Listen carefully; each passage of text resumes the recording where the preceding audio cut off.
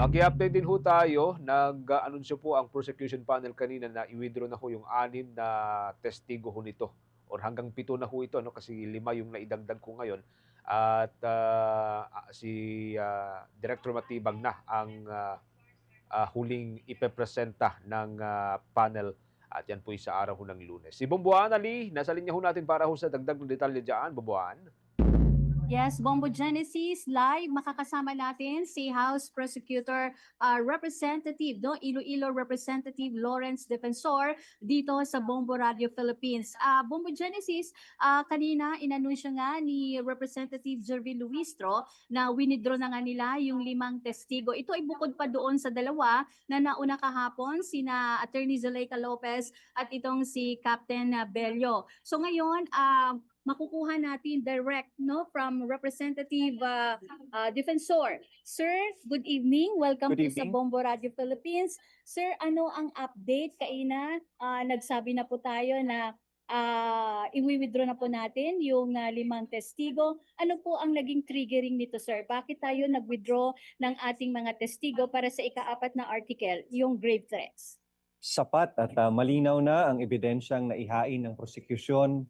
Sa 2 pa lang natin na testigo, nakita natin ang malinaw ang paglabag sa konstitusyon ng Vice Presidente sa pagsabing may nakausap na siyang taong handang pumatay sa Presidente, sa asawa nito at sa former House Speaker. Ayaw na naming dagdagan pa dahil ika nga natin, kapag tama na ang timpla, huwag mo nang dagdagan ng rekado at baka mag-iba pa ang lasa na malinaw ang paglatag ng ebidensya at naiintindihan ito hindi lang ng ating mga senator judges, kundi ng publiko at sigurado akong pagkatapos ng testimonya ng NBI Director sa susunod na Martes ay makapagsasara na kami ng artikulong ito at makapagpatuloy na tayo habang ang interes at atensyon ng tao ay hindi pa nawawala sa impeachment trial.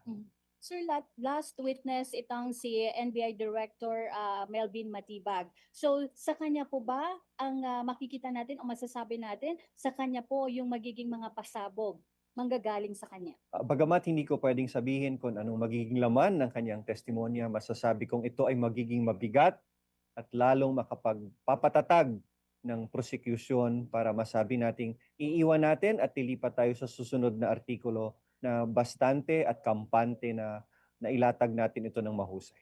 Sir, alam namin kayo po yung naghanda dito sa Article 4. Kayo po yung naglatag ng mga, ano po yung naging assessment niyo, sir? 10 out of 10, napakahusay ng paglatag ng team na ito ang aming preparasyon. Ang mga taong sangkot, napakahusay ni Attorney Virgil Ligutan at ni Attorney Lorna Kapunan, ang aming lead prosecutor at ang mga public prosecutor. Maganda ang aming naging samahan sa paghanda nitong artikulo na ito. At dito pa lang, Article 4, unang-una pa lang, nakita na nating may basihan ang ating mga senator judges kung darating ang panahon na magdedesisyon sila at makikita nating magiging maliwanag ang kanilang magiging basihan sa impeachment trial na ito. Bobo Genesis, meron ka bang tatanungan kay Representative Defensor? Yes, sir. Balikan ko lamang po yung kaganapan ho kanina, Representative Defensor sir ano, doon ho sa parang medyo tumataas yung boses nila Senator Alad Peter at Senator Pia after nga nilang malaman yung naging statement ni Director Matibag kanina. Ang una kong katanungan ko dito ay kung nakausap na ho ninyo personally si Director Matibag about doon sa statement ho niya, and pangalawa kung paano po yung magiging handling ho natin sa kanya kapag ipresenta na ho natin sa Lunes, lalo at medyo tumaas na nga yung boses kanina ng magkapatid na Cayetano, sir. Tama yun. Hindi namin nakausap si Director Matibag pagdating sa ibang bagay ng kanyang trabaho, lalo na pag-imbestiga ng mga bagay sangkot sa korupsyon ng kahit anumang opisyal. Sigurado lang ako na hindi ito makakaapekto sa sustansya ng kanyang magiging testimony. The substance of whatever testimony that the NBI director will give should not be affected by this. At sana lang din sa ating mga senator judges, hindi natin ipakita sa taong bayan na mahahalo ng mga personal nilang relasyon at ang ibang bagay outside the impeachment proceeding. I am certain that Senator Cayetano and Senator Pia will continue to be impartial, and I hope na hindi ito makaapekto sa pag-testify ni NBI Director sa Lunes. Ano 'to sir, kakasya ho ba yung isang araw na pag-upo ni, Director Matibag bilang, testigo? Kasi the following day, aalis na ho siya 'no? Papunta na ho ng Thailand? Kakasya yan sa isang araw kung hindi 3 o 4 na oras ang cross-examination ng ating depensa. Sana mag-cross-examine sila ng hindi ganoon kahaba pero malinaw para mailabas lang nila ang gusto nilang palabasin o gusto nilang banggain sa aming ebidensya. Oo. We are with the Senate in ensuring na mas mapabilis sana itong trial na ito. Malinaw pero mabilis. Yun ang gusto namin. Diyan nga po yung katanungan ko sir ano, kasi nababanggit ninyo kanina during the press conference na inaabot ng 2 oras, nagpapabagal lang naman yung cross-examination ng defense ano. So kung sakali, sakaling well medyo mapatagal ito at hilingin ng defense na, manatili muna sa Pilipinas si, Director Matibag, anong mga remedyo ho dito kung sakasakali man lang, sir?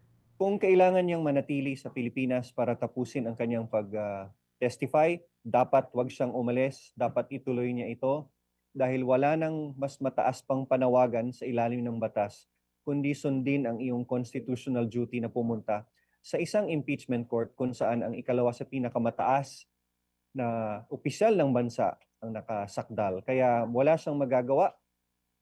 Kailangan niya mag-appear at kailangan niyang tapusin ito. And so far nagpahayag na po ng willingness si Director Matibag na gagawin niya ito kung Yes, sakali man, sir? yes. Nagsabi siyang susundin niya ang korte. Okay, Bumbuan. Okay, sir, ano po yung mensahe ninyo sa ating publiko na patuloy na sumusubaybay dito sa impeachment trial laban kay Vice President Sara Duterte? Sana subaybayan natin ito para ito sa ating lahat, sa ating mga pamilya, na maintindihan nila na kahit gaano ka kataas sa gobyerno ay may angkop kang pananagutan kapag ikaw ay nagkasala. Sana ito maging halimbawa para magpatuloy na ang ating bansa sa pananagutan ng mga matataas na opisyal. Integrity and accountability are the foundations of a healthy democracy. At sana ito ay magsilbing halimbawa sa susunod na mga henerasyon na that honesty, integrity, and your oath of office should always be in the heart and the mind of every public official. With that, sir, maraming salamat po sa pagkakataon na ibinigay niyo po sa Bombo Amo Radio. gid nga salamat kag maayong gabi sa tanan basta Bombo Radyo. Yan po si Representative Majority Leader Lawrence Defensor ng Iloilo at siya po yung nanguna dito nga sa Article 4 ng impeachment laban kay Vice President Sara Duterte. Live mula dito sa Senado, Bombo Anali Montaño Soberano nag-uulat. And this is Bombo Radio Philippines, the #1 radio network in the country, your trusted source of news and information. Basta Radio, Bombo!